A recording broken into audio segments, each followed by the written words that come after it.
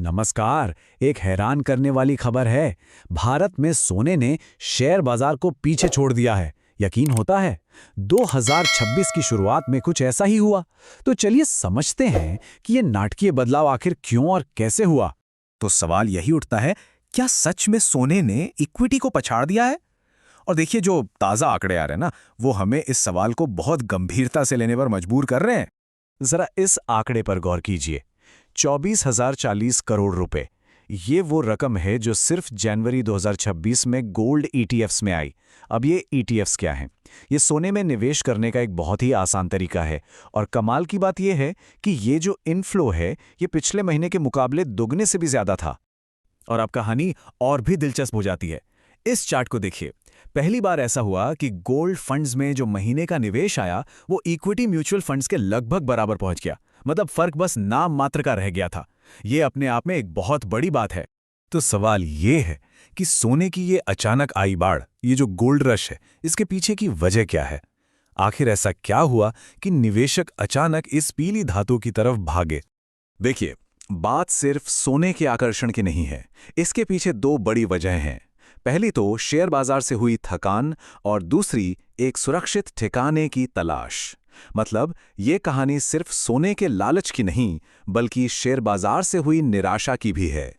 तो चलिए सबसे पहले समझते हैं, ये जो निवेशक थकान वाला फैक्टर है, ये क्या है? मतलब निवेशकों का सब्र आखिर जवाब क्यों दे गया?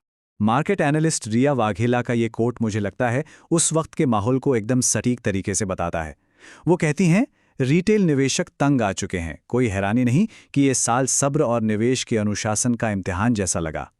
वाकई महीनों तक बाजार ने सबका इम्तिहान लिया। और ये जो निराशा है ना, वो इस नंबर में साफ दिखती है, -40%। सोचिए, जुलाई 2025 में जो पीक था, उसके बाद से इक्विटी म्यूचुअल फंड में निवेश में 40% की गिरावट आ गई। ये निवेशकों की थकान का सीधा सबूत है। तो ये गिरावट किसी एक वजह से नहीं आई, बल्कि कई सारी चीजें एक साथ हो रही थी। एक तो बाजार महीनों से एक ही दायरे में फंसा हुआ था। कोई बड़ी हलचल नहीं थी। रिटर्न या तो मिल नहीं रहे थे या बहुत देर से मिल रहे थे।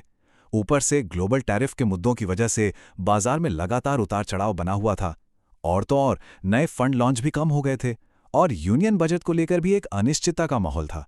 इन सब ने मिलकर निवेशकों को इक्विटी से थोड़ा दूर कर दिया। तो जब इक्विटी मार्केट में सब्र का बांध टूटने लगा, तो कई निवेशकों ने एक सेफ ऑप्शन, एक सुरक्षित विकल्प खोजना शुरू कर दिया। और यहीं सोने की एंट्री होती है। लेकिन जैसे ही सोने में ये तेजी आई, एक्सपर्ट्स ने तुरंत चेतावनी देनी शुरू कर दी। इक्विरिस वेल्थ के एमडी अंकुर पुंज ने कहा कि सोने और चांदी में ये जो निवेश हो रहा है, ये बिल्कुल वैसा ही लग रहा है जैसा स्मॉल कैप्स में पीक पर देखा गया था, जहां रिटेल निवेशक करेक्शन से ठीक पहले ऊंचाइयों के पीछे भागते हैं। मतलब उन्होंने इसे एक खतरे की घंटी की तरह देखा। और सैमको म्यूचुअल फंड के सीईओ विराज गांधी ने भी कुछ ऐसी ही बात कही। उनका कहना था, सोने और चांदी को पोर्टफोलियो का हिस्सा जरूर होना चाहिए, लेकिन सिर्फ एक नपी तुली मात्रा में। उन्होंने साफ साफ कहा कि निवेशकों को इस गोल्ड चेस ट्रेड से, यानी सोने के पीछे भागने की होड़ से बचना चाहिए। तो कुल मिलाकर जो प्रोफेशनल सलाह थी, उसका सार यही था कि सोने को अपने पोर्टफोलियो में डाइवर्सिफिकेशन के लिए, मतलब संतुलन बनाने के लिए इस्तेमाल करें। लेकिन ये मत भूलिए कि इसके अपने रिस्क भी हैं। जैसे अगर दुनिया में जियोपॉलिटिकल तनाव कम हो जाता है, तो सोने की कीमतें नीचे भी आ सकती हैं। तो इसे इक्विटी का विकल्प समझने की गलती न करें। लेकिन रुकिए, कहानी अभी खत्म नहीं हुई है। इसमें एक और दिलचस्प मोड़ है। अगर हम सिर्फ हेडलाइन नंबरों को न देखें और थोड़ा और गहराई में जाएं, तो पता चलता है कि सारे निवेशक एक जैसा नहीं सोच रहे थे। सब घबराकर सोना नहीं खरीद रहे थे। और यह है वो बड़ा खुलासा। देखिए, जो एक मुश्त निवेश था, यानी जो लोग एक बार में बड़ी रकम लगाते हैं, उनका पैसा लगाना 40% तक कम हो गया। वो सतर्क हो गए थे। लेकिन दूसरी तरफ जो सिस्टमैटिक प्लान यानी एसआईपीज थीं, उनमें निवेश एकदम स्थिर और मजबूत बना रहा। जरा इस नंबर को देखिए, 31,002 करोड़ रुपए।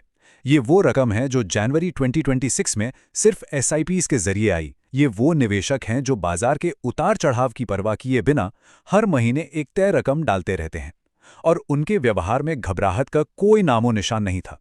वो अपनी लॉन्ग टर्म प्लानिंग पर टिके हुए थे। इस पूरे दौर को समझाने के लिए एक एनालिस्ट ने एक बहुत ही बढ़िया टर्म इस्तेमाल किया, सैटर्न सीजन। मतलब निवेश का शनिकाल। ये वो समय होता है जब बाजार से सारी हवा, सारा झाग निकल जाता है और सिर्फ वही टिकता है जिसके पास अनुशासन और धैर्य होता है। ये उत्साह पर धीरज की जीत का दौर होता है। और रिया वाघेला की ये बात इस पूरी कहानी का निचोड़ है। वो कहती हैं, बाजार, और खासकर ये वाला बाजार, उत्साह को इनाम नहीं देता, ये धीरज को इनाम देता है। मुझे लगता है इससे बेहतर तरीके से इस बात को नहीं कहा जा सकता। तो हम देख सकते हैं कि भारतीय बाजार में एक ही वक्त पर दो अलग अलग कहानियां चल रही थीं। एक तरफ शॉर्ट टर्म सोच वाले थे जो घबराकर सोने में सुरक्षा ढूंढ रहे थे, और दूसरी तरफ लॉन्ग टर्म अनुशासन वाले निवेशक थे जो एसआईपीज के जरिए अपने रास्ते पर डटे हुए थे। और ये सब हमें एक आखिरी सवाल पर लाके छोड़ देता है। एक ऐसे बाजार में जो उत्साह पर नहीं बल्कि धीरज पर इनाम देता है, एक लॉन्ग टर्म निवेशक की असली परिभाषा क्या है? ये दौर असल में हमें अपने निवेश करने के तरीकों के बारे में बहुत कुछ सिखाता है। क्या निवेश एक रोमांच का खेल है या फिर सब्र का?